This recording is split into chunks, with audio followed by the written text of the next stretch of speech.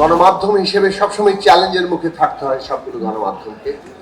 তারা সত্যিকার গণমাধ্যম হয়ে উঠতে পারছে কিনা। আমাদের দেশে গণমাধ্যমের বাধাগুলো আমরা জানি। সরকার, নানান রকম গোয়েন্দা সংস্থা কিভাবে গণমাধ্যমকে নিয়ন্ত্রণ করার চেষ্টা করেছে।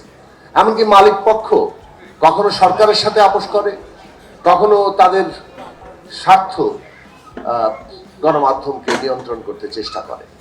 আমরা পরিষ্কারভাবে মনে করি যে এই গণ অভ্যুত্থান নতুন করে বাংলাদেশে গণমাধ্যম যাতে নিয়ন্ত্রণের বাইরে সত্যিকার গণমাধ্যম হয়ে উঠতে পারে, তার কতগুলো ব্যবস্থার দিকে যাওয়া দরকার।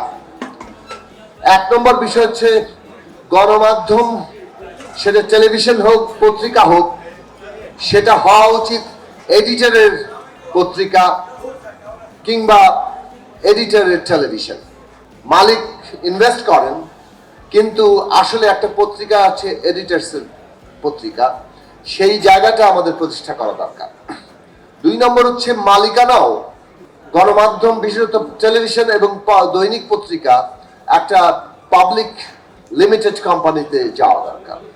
জনগণের অংশগ্রহণ, এমনকি মালিকানারও একক মালিকানা থেকে বহু মালিকানায় এই গণমাধ্যমের জায়গাটা যাওয়া দরকার, যাতে গণমাধ্যম এমন একটা জায়গায় দাঁড়াতে পারে যেখানে তার জবাবদিহিতার জায়গাটা কেবল জনগণের কাছে থাকে। এই কাঠামোগত পরিবর্তনগুলো আমাদের দেশে এখন বিশেষভাবে প্রয়োজন। আমরা দেখেছি কিভাবে বিগত ফ্যাসিস্ট সরকার গণমাধ্যমকে এক একটা এমন তাবেদারি প্রতিষ্ঠানে পরিণত করেছিল, অন্তত তার উল্লেখযোগ্য অংশকে তারা ওইভাবে নিয়ন্ত্রণ করতে সক্ষম হয়েছিল। এই গণমাধ্যমগুলো মানুষের সামনে একটা মগজ ধোলাইয়ের মেশিন হিসেবে আবির্ভূত হয়েছিল।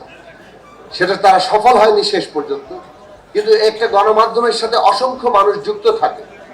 একটা গণমাধ্যম যখন এইভাবে কোনো একটা কায়েমি স্বার্থ কিংবা একটা ফ্যাসিস্ট সরকারের তাবেদার হিসেবে ভূমিকা নেয়, তখন তার সাথে সংশ্লিষ্ট সকল পেশাজীবী, কর্মকর্তা, সম্পাদক, সাংবাদিক, তারা সব বিপদে পড়ে যান। এই যে বিপদ থেকে আমাদের উদ্ধার করা দরকার। গণমাধ্যমকে যাতে এইভাবে ভবিষ্যতে আর কোনো নিয়ন্ত্রণের মধ্যে থাকতে না পারে, তার কাঠামোগত পরিবর্তন আমাদের পুরো অভ্যুত্থানের আকাঙ্ক্ষা। আমি আশা করি বাংলাদেশ সেই পথে হাঁটবে, যুগান্তরও সেই পথের অংশীদার হবে।